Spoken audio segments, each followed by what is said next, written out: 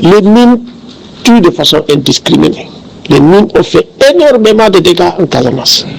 C'est pour ça qu'il faut effectivement nettoyer. C'est très important de nettoyer les mines.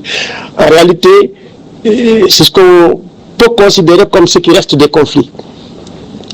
Et ça là, il faut les nettoyer très rapidement et garantir, si vous voulez, une espèce de Casamance sans mine.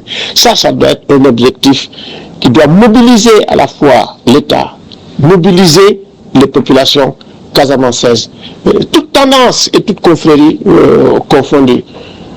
Donc il me semble que ça aussi, ça fait partie aujourd'hui d'une priorité, des priorités pour nettoyer, déminer, désarmer de façon définitive et clore ce chapitre vraiment tragique du conflit en Casamance, parce qu'il y a un désir extrêmement profond de paix ici en Casamance. Et quand vous voyez ce qui s'est passé même ces derniers temps sur le plan politique, le comportement des Casamançais est quand même exemplaire. Ça veut dire qu'il y a une capacité de résilience que moi j'ai observé ici par rapport au moment où nous étions très impliqués dans la résolution de la crise casamançaise. Vous savez, nous sommes pratiquement l'organisation citée dans le traité de paix, justement pour vraiment le désarmement avec le CICR. Les gens ils l'oublient, mais je le rappelle.